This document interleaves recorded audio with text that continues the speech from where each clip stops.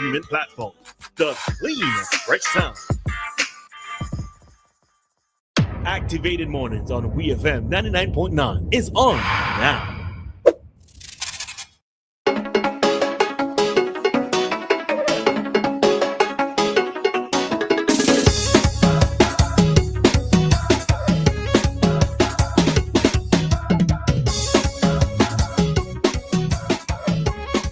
Guess who is in studio with us this morning? What's up, Doc? Good morning and welcome to Tuesday Morning Radio with Roleza and Dianna. If you miss Monday, go for Tuesday. You know what I mean? So it's wonderful to be here this morning. You know, it's... But Doc misses us. That's what it boils down to. Doc misses us. Of course I miss. Just one day a week and he can't miss us. Of course I miss you all. You know that every single day I miss you. I can't wait for Monday. That says it's Monday, God, and Tuesday. I come in. Hey, it's good to see that when you miss something, you're going to make up for what you missed. You know, you get some points for that. Nice. I get some points. Yes. Right. Yes. I could do it points. I'm a person that I need points. You know what I mean? I need points. Okay then. All right. All right. Let me just shout out my friend. So James Campbell, good morning to you. Know that you're an avid listener, so I'm just saying good morning to you, James. All I'm right? glad you did that because yesterday I met someone who said to send him some shout out. He says he listens and his name is Nalaf. So Nalaf, if you're listening this morning, big up you. That's an interesting name. I know. Listen, some people have some interesting nicknames. You know, you ever really sit down and just think about some nicknames some people have and just wonder how they got it? Not even just how they got it. I know how some persons got it, but it's the fact that they keep answering to some of them. It's like I'm saying, if you give me like a weird kind of nickname, I not answering to that. They gotta come by my government name or something, but it's how some of the names stick to people and they've answered to them is that's one of the strange parts for me. Yeah. Very true. Dr. Thompson, you have a nickname other than Doc? Not nicknames that I recognize. And okay. Doc is not really a nickname. I suppose they add that as a little professional. But you know, on radio, you don't throw out nicknames and people are going to start calling you and throwing back at you and so forth like that. You know? So let's say I don't have a nickname. She'll tell us off air. All right, then that's enough of us talking. Well, for now on that particular topic, because we are going to talk some more on another topic, and we invite you to talk with us. You can call us 457-9997 to be a part of our discussion. What discussion is that? Well, the question we're asking, should couples be splitting bills on dates? So you and your partner, you go on a double date, and you buy what you buy, you eat what you eat, you drink what you drink, and at the end of it all, you split the bill. Is that something that you think couples should be doing? Where did I get this from? Now, I came across something on the internet as usual, right? And this person is saying, give me a minute, let me get to the part that you need to hear. All right. So the person said 6 months ago, one of my guy friends got married. Him and his wife always joins this particular person and their partner when they go out, right? So she's become friendly with the woman. He's become friendly with the woman. The ladies are friends. And so sometimes they would go out on double dates without the rest of their friend group, right?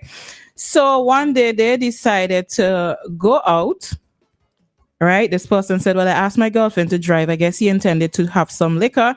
He ordered 2 drinks. And when they were finished, he ordered another drink. He did not order a lot of things. But at the end of the day, the bill came and then everybody was like, well, let's split this bill. Before the bill, he actually said, I think we should each pay our own bill. But his girlfriend said, that's silly. We should split the bill. Everybody should split the bill. And he said he only had about 1/3 of the bill.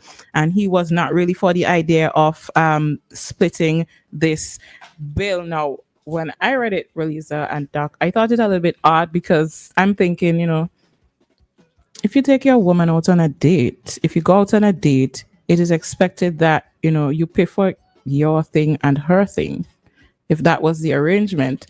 But to have the whole split the bill between the couples, it really, it didn't feel right with me. So what do you guys think?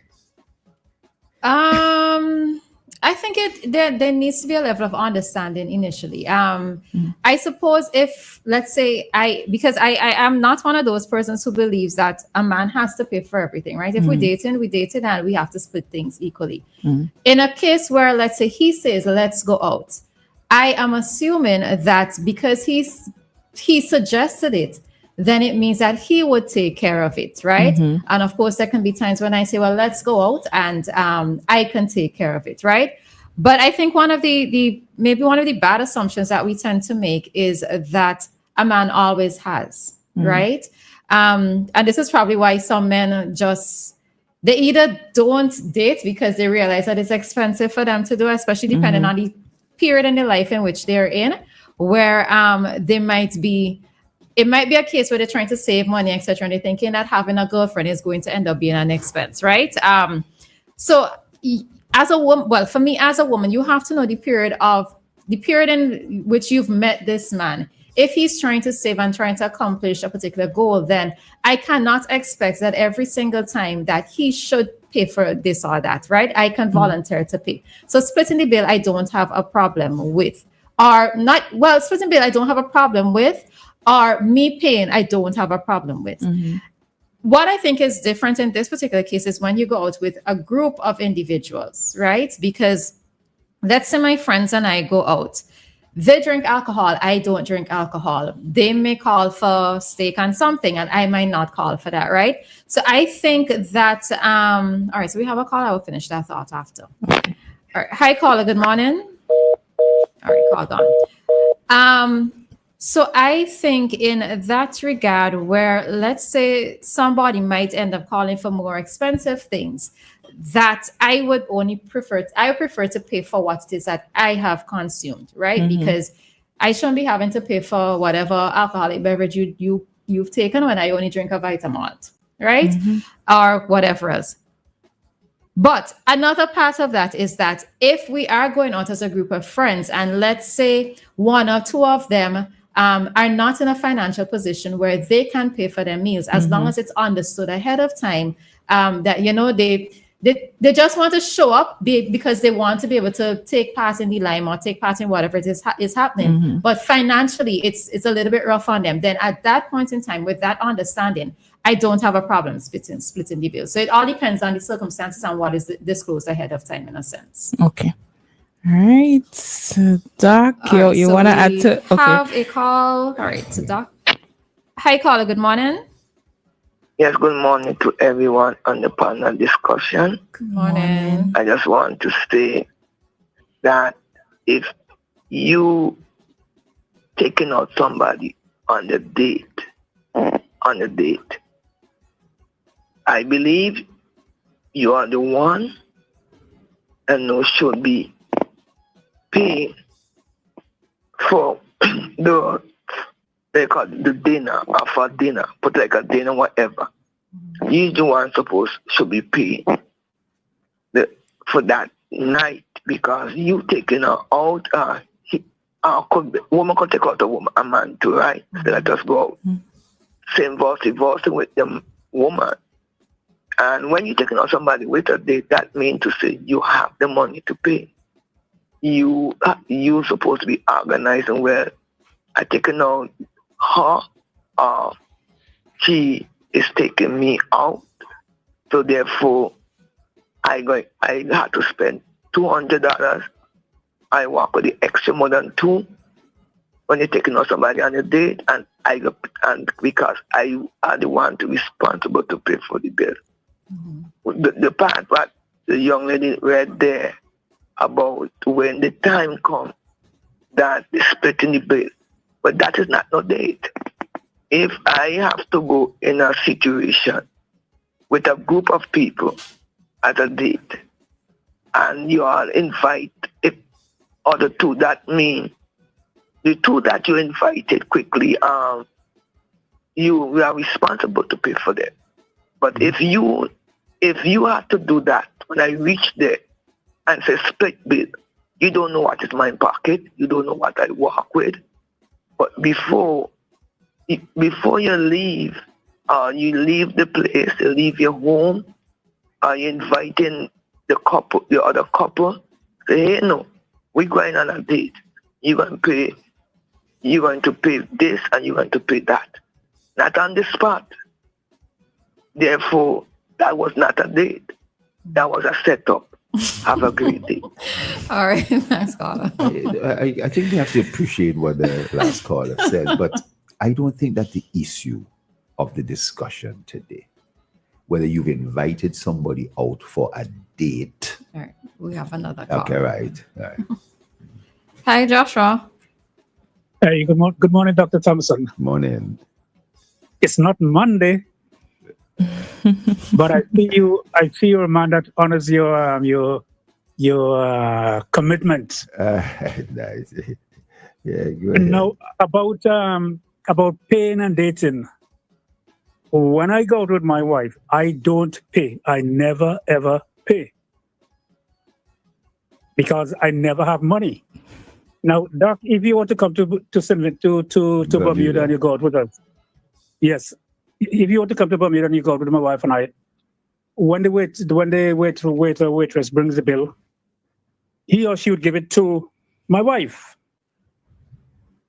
And don't you dare question why. Or depending on the waiter, they might give it to you and you will shift it over to your wife. No. I guess they know them so well.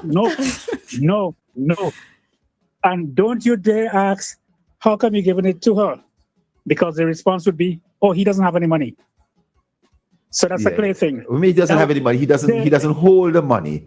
He doesn't hold the money. He doesn't hold the money. The money he has, he passed it over to me.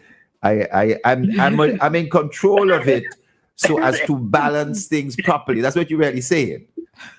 You should have been a lawyer, you know. Well, he was a politician. Oh, no.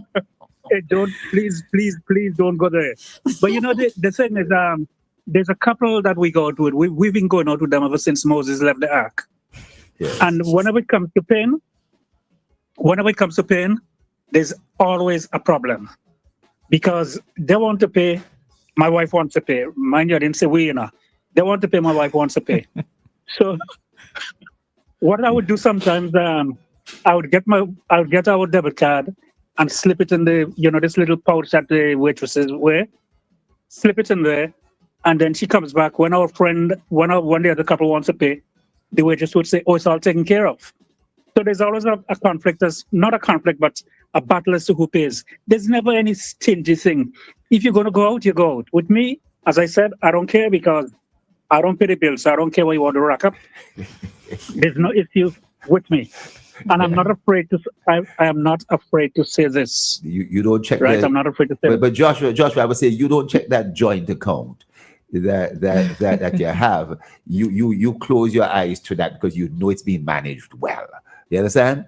But when you say you don't have the money, you're not saying that we don't have the money. You're saying that she's in charge of the money. That's what you're really saying. Am I in agreement?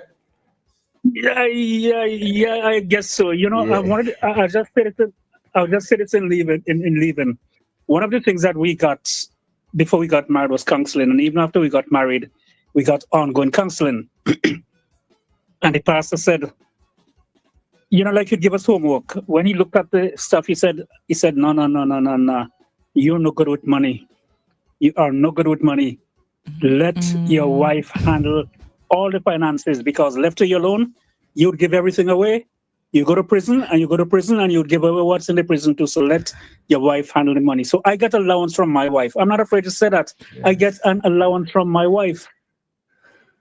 Yeah. All right. Thanks, Joshua.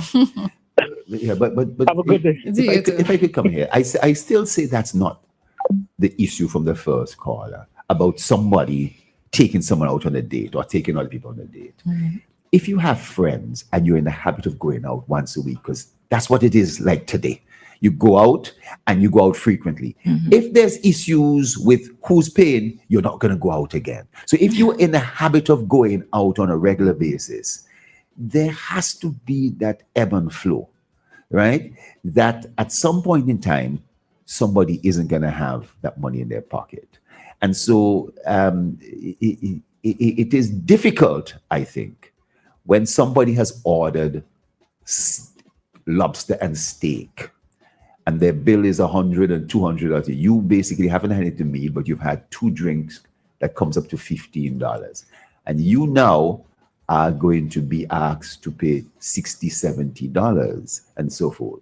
There are occasions when you can do that. But if you have to do that on a regular basis because someone else is there and they have, well, I'm gonna splurge today, then it becomes really, really difficult. So it's a kind of a give and take. And there shouldn't really be any argument about it. If somebody in their own conscience has chalked up a bill of over $100 and something, over half the amount, you should not really be expecting somebody, whether you were invited or you're not invited. But if it was that I am taking you folks out tonight, and that's the arrangement, then clearly that person is going to be expected to pay because the other person may not have walked with money. But if we're going out on a regular basis and you notice that somebody is ordering the most and wants to pay, just one portion of it, you'll find that they're not going to be invited to be part of that process on a continual basis. Or somebody would make a comment about it. Yeah. I've seen instances where like a group of guys could be like, but he always like me, but he never bring in any money, I could tell you in my younger days, I've had some experiences where living in London, you decide to go down to Leicester Square and you're not sure where you're going, but you made the mistake of going into somewhere that you did not know the prices. You see people stand up outside and you look at the menu and so forth. You go in because you want to impress. And guess what? They tell you to take your shoes off. But guess what? You got holes in your socks. You know? And then when you sit down and you start seeing it, if you don't get up straight away and leave, you're in trouble. Because all you could afford is the appetizer. And you did not expect that bill to be hundreds of pounds. Or if you're with somebody who says they're ordering a bottle of wine, and the bottle of wine, there's some house wine, but they order a bottle, some Don Perignon, whatever the case, and it costs $100, $200. And you realize, boy, I got to put in some gas in the car. But how am I going to be able to do that? I have to leave the car. But you could get through those things, but sometimes it can be very embarrassing if you go to the wrong place. That's very pricey. Or if you also go and the person decides they're not really interested in you. They're interested in the food. They're interested in taking it because that was it for them. You know what I mean? Yeah. I also remember the first date that I went on. Of course, my mother knew about this because I was a teenager. I was a teenager. The person met me at home. They're from Camden Park as well too. So, and I thought back on it recently, and I had a good chuckle. So it was to the movie. So the person, we took a van into town. So he paid for the van. Went to the movies. He paid for the movies. So coming out of the van now, I paid for my thing, and then he turned around. He asked me, "Did you pay for me?" I was like, "No," and I walked. And I felt so, years later, I felt so bad about that situation. I'm like, look, he came, he showed up at the house, he picked me up in front of mommy, we catch van together. He took care of everything else, got snacks, everything at the movies, and coming to the park and returned home. I paid for my van my van fare. Not to say I didn't have the money to pay for his, but I was like, boy, I had some things to learn. I imagine in those days the van fare was like $1 or something. Yeah, so. It was, and not to say that mommy didn't give me money just in case. I had money. You had your vets money. You had your vets money. But right? I said, boy, I really had a lot to learn at that point in time. I felt so bad, and I never apologized to him, But yeah, that was one of those funny situations back in the day. People, I have improved. Okay, I have significantly improved. All right, so we see somebody trying to call, so then we can head on out after. Okay. Hi, caller. Good morning. Good morning, Good Mr. morning. Mason. And how is everyone this morning?